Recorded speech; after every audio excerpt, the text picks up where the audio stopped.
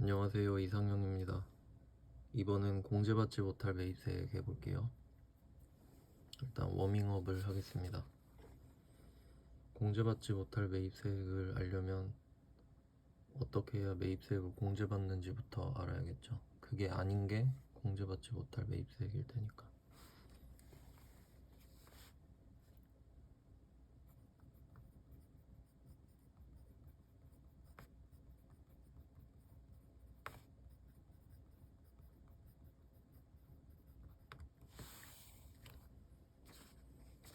기준은 일반 과세자로 하겠습니다.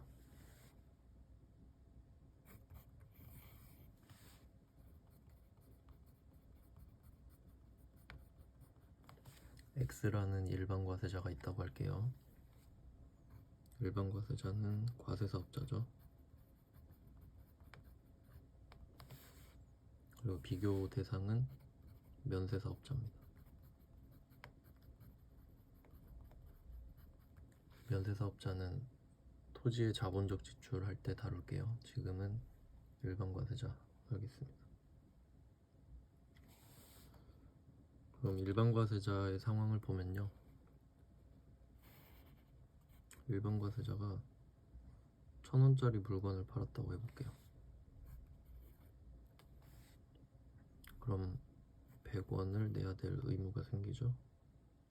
이걸 매출세액이라고 하죠. 부가가치세에서는.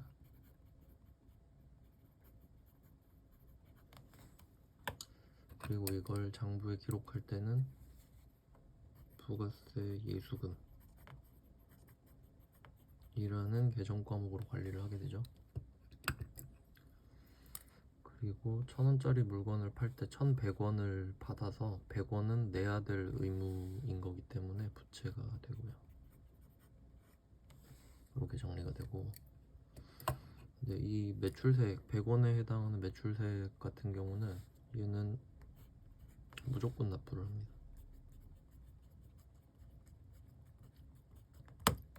이 말은 세금 계산서를 발급을 하든 신용카드 매출전표를 발급하든 현금영수증을 발급하든 심지어 발급하지 않든요, 1,000원짜리 물건을 팔았다는 사실만 확정이 되면 100원을 내게끔 돼 있어요, 세법에서는. 그래야 세금을 거둘 때 유리하겠죠. 그래서 매출 쪽은 딱히 걱정할 게 없네요. 그냥 내면 되니까.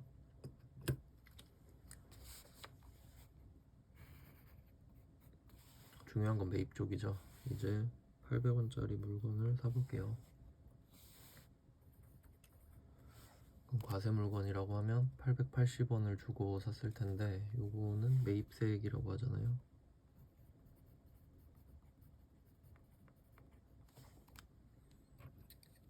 회계 처리할 때는 부가세 대급금이죠. 이제 차이가 좀 있는데, 매출을 할 때는 무조건 납부를 하기 때문에 부가세 예수금으로 하는 게 맞거든요. 내겠다는 뜻으로 기록을 하는 거니까.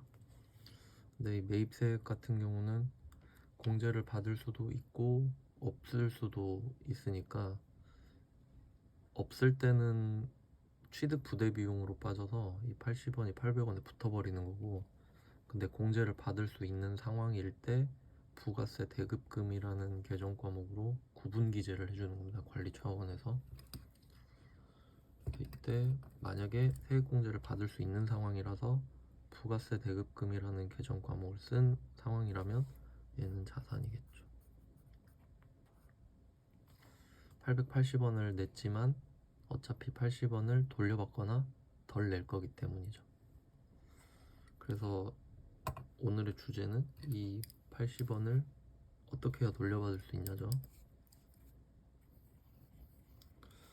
1,000원짜리 물건을 팔면 100원을 내는 건 그냥 내는 건데, 880원짜리 물건을 샀을 때 반드시 80원을 돌려받을 수 있는 건 아니다 라는 거니까, 그러면 얘를 돌려받을 수 있는 방법을 볼게요. 그러니까 얘는 조건부 환급이니까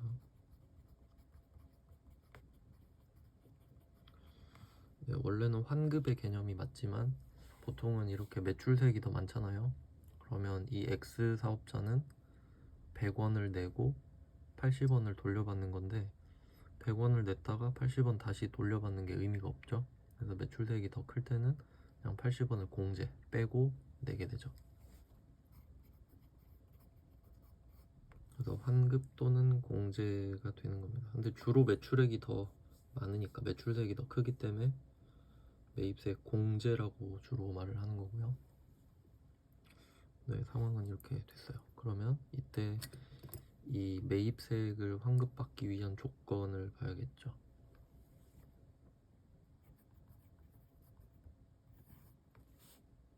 이 매입세액을 환급받고 싶으면 어떻게 해야 되냐. 되게 복잡해요. 그 세금을 걷는 입장을 생각해 보시면 걷을 때는 쉽게 걷고 싶겠죠. 근데 돌려줘야 될 때는 싫을 거 아니에요. 그래서 좀 조건을 많이 거는 거죠. 첫 번째 조건은 과세 사업이랑 관련이 되어 있어야 합니다.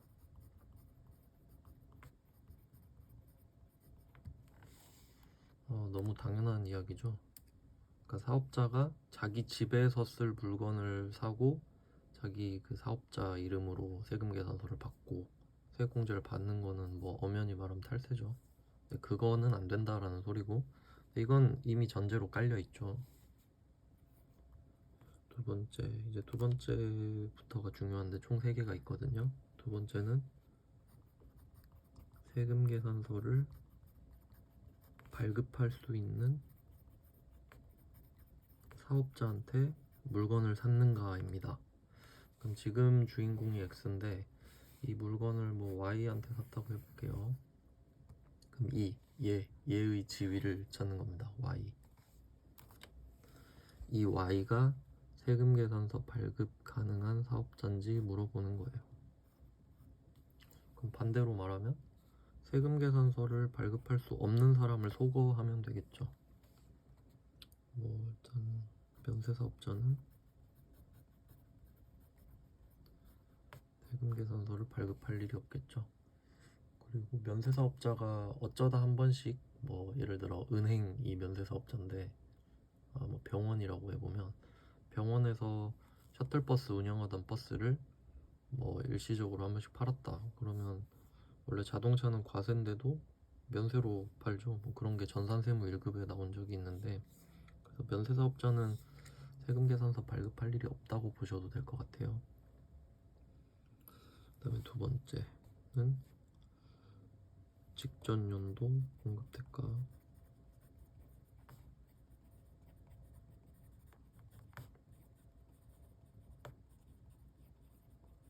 4,800만원 미만의 간이과세자. 안 되죠.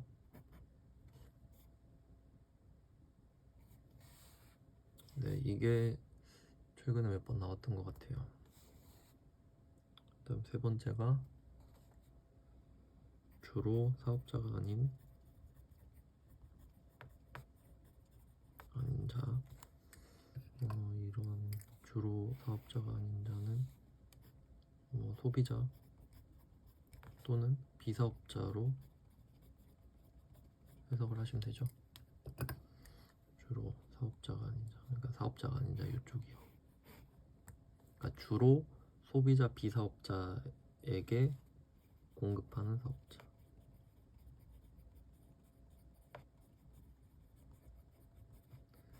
이런 사업자도 세금 계산서를 발급할 수가 없어요. 영수증 발행 대상 사업자거든요.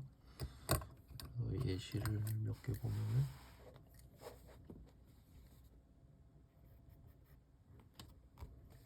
시험에 나왔던 내용을 보면은 미용, 욕탕 및 유사 서비스업,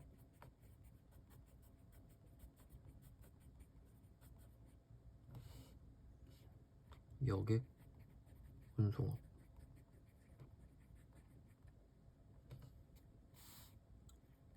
입장권을 발행하여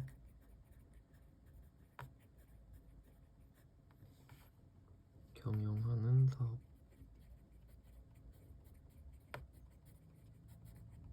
최근에 이 입장권 발행해서 경영하는 사업이 전산세무 2급에 나왔었죠.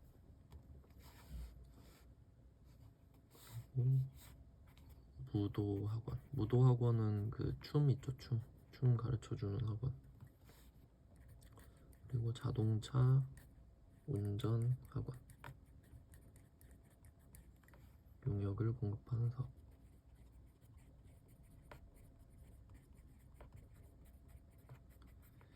요런 업종들이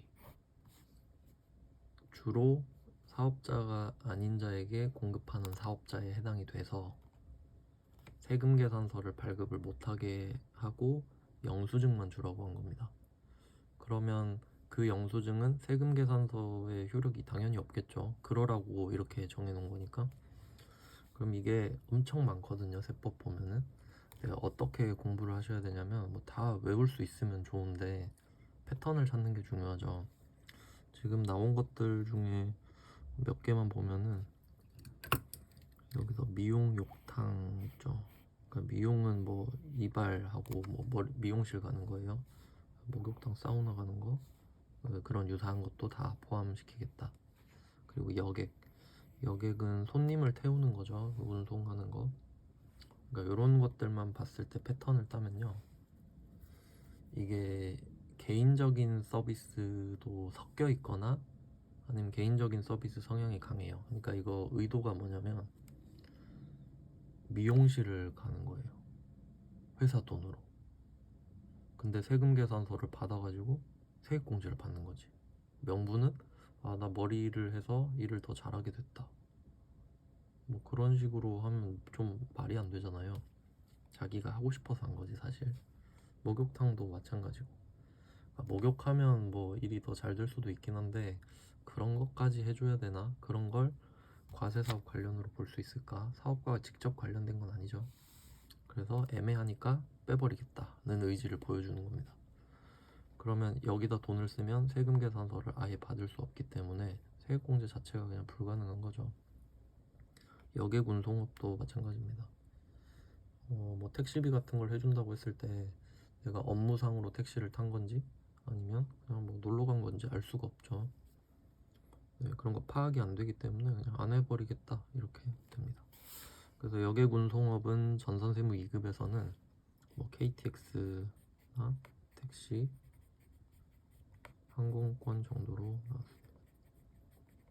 이것도 할 말이 많은데 여기서 할 이야기는 아니고 지금은 공제받지 못할 매입세금이니까.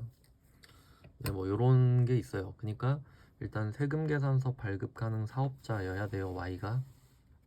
그럼 확인할 게 이 Y는 면세 사업자면 안 되고 직전 연도 공급 대가 4,800만 원 미만 간이과세자면 안 되고 주로 사업자가 아닌 자, 소비자 비사업자죠. 이 사람한테 공급하는 사업자가 아니어야 하는 거죠. 그럼 이렇게 왜 말을 하냐면, 그러니까 뭐 세금 계산서는 당연히 못 받겠죠. 이 사람들이 세금 계산서가 발급이 가능하지 않은 상태니까 이 사례들은요. 근데 우리가 항상 세금 계산서만 받는 건 아니죠. 카드 결제를 해서 카드 전표를 받을 수도 있고 현금 지불하고 현금 영수증을 받을 수도 있는 거잖아요. 근데 이 현금 영수증이랑 카드 전표는 그 증빙 자체만으로는 상대방이 과세사업자인지 그 과세사업자 중에 일반 과세자인지 간이 과세자인지 아니면 면세사업자인지 그걸 알 수가 없죠. 그래서 이렇게 써놓은 겁니다. 증빙 자체가 중요한 게 아니라 그 증빙을 발급하는 Y의 지위가 중요하다는 거죠. 네, 이렇게 파악을 했고 그 다음에 세 번째가 사실 여기서 주인공입니다. 세 번째는 매입 세액 불공제 사유가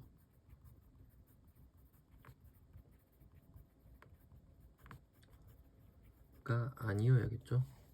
매입 세액 불공제 사유는 공제를 해주지 않는 사유잖아요. 그러니까 쉽게 말하면 국세청이 선언을 한 겁니다.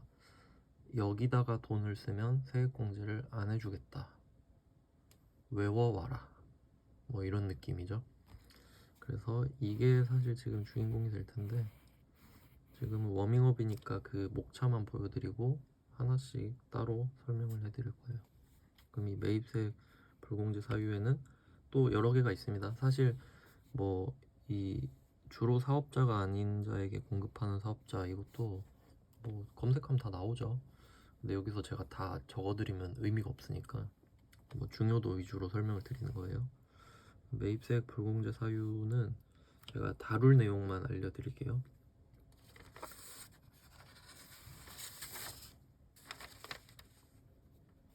네, 첫 번째는 면세사업 등 관련. 힌트는 과세사업자라는 거였어요. 과세사업자인데 면세사업자랑 비교해야 된다고 말씀드렸죠. 그러니까 요거는 과세사업자는 세액공제를 해줄 건데 면세사업은 안 해주겠다. 약간 1번에서 이미 좀 걸리죠? 겹치니까. 그 다음에 2번 토지의 자본적 지출. 이게 시험 문제 내기 아주 좋죠. 제 전공인데 뭐 여기서 비교할 만한 거는 면세 사업은 면세 물건을 파는 걸 업으로 하는 거예요. 근데 여기서 토지 있죠. 이 두 개가 뭐 달라 보이실 텐데 토지는 면세 물건입니다. 이런 식으로 공통점을 뽑아서 같이 볼 거거든요. 네, 이 정도 보시고 그 다음에 3번 요것도 좀 핫한 주제죠. 비영업용 소형 승용 자동차.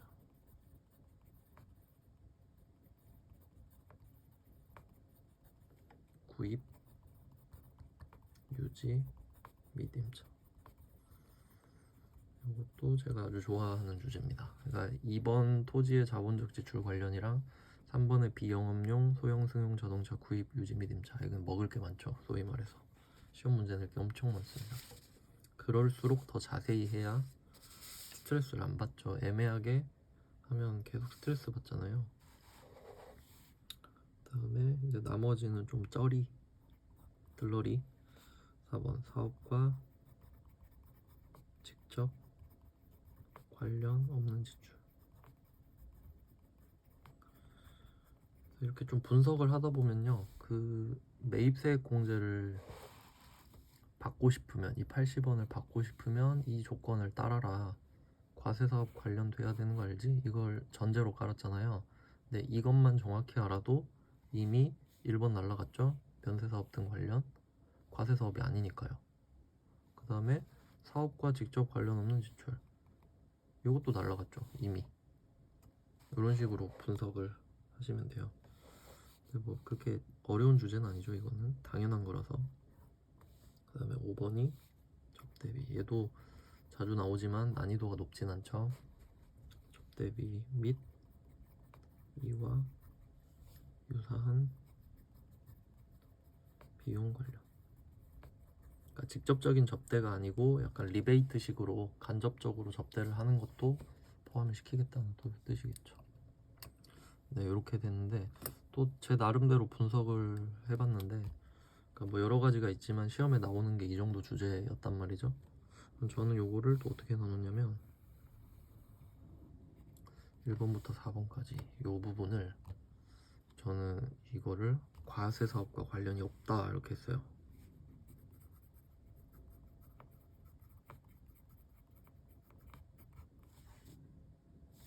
4번까지.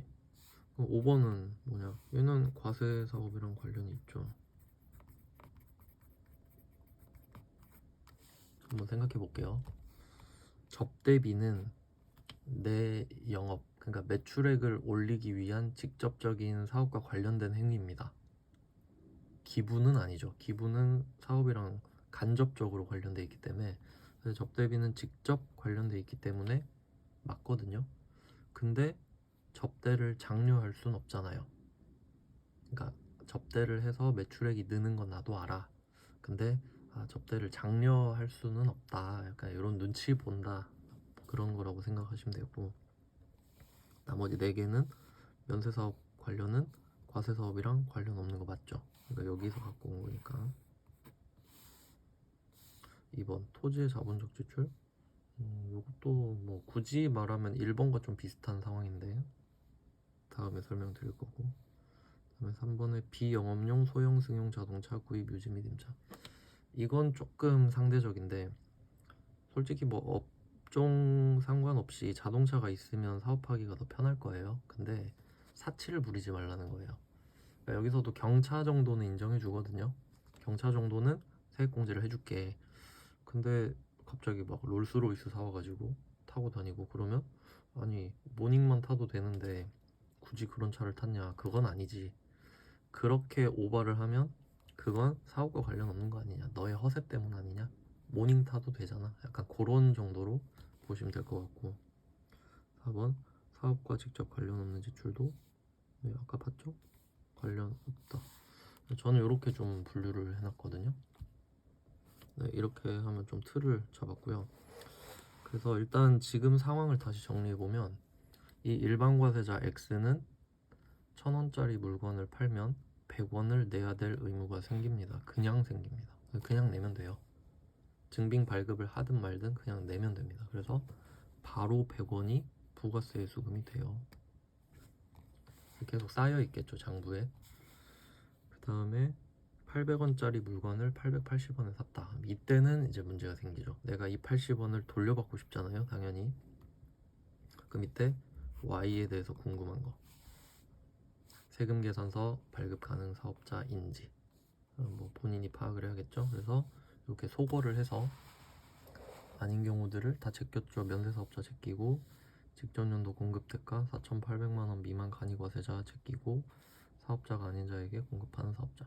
그러니까 이 사업자들은 당연히 세금 계산서는 못 줄 거예요. 그러니까 이 사람들한테 세금 계산서를 받았다는 말은 절대 안 나올 거예요. 근데 카드 점표나 현금 영수증을 받았을 때 그때 세액공제를 못 받는다는 걸 아셔야 된다는 거죠. 그게 더 중요하거든요.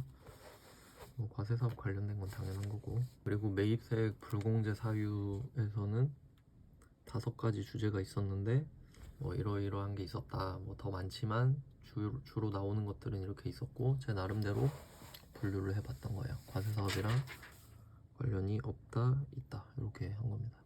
일단 이건 워밍업이었고요.